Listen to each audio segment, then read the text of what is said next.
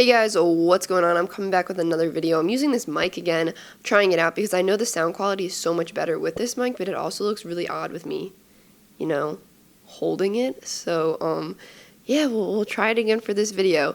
So last night, I think the weirdest game of the summer happened. Do you guys remember that earthquake that happened on July 5th out in Vegas? It was the night of Zion's Summer League debut versus the Knicks. It happened during the game. It seemed really scary from what I saw on TV because, stuff was like swaying. But yeah, there was a WNBA game also going on in Vegas, the Las Vegas Aces versus the Washington Mystics. And like the Summer League game, the WNBA game was suspended.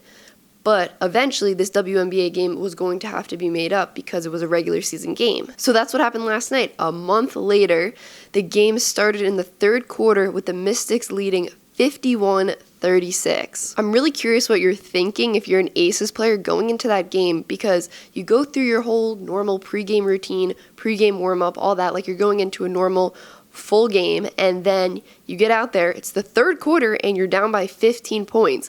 And the quarters in the WNBA are only 10 minutes, so you have 20 minutes to make up that deficit and win the game. I feel like that's just gotta be so hard mentally to do, to just kind of block out the score and go out there and play your game.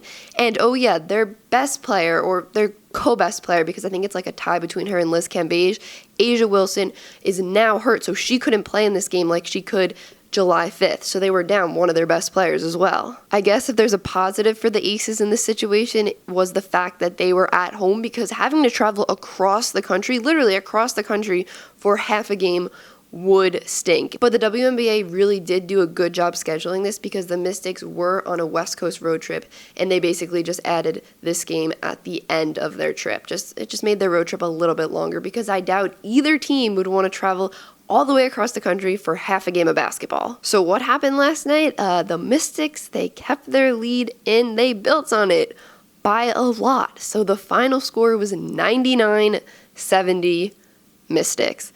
So, yeah, I guess both teams are just happy to say they finally finished this game and can just move on from it. I mean, if you're an Aces player, that's kind of got to be weird to continue throughout the season, just having this game in the back of your head, having that 15-point deficit game in the back of your head, knowing eventually you're going to have to go make it up. And for the Mystics players, hey, they just got to add another W to their record.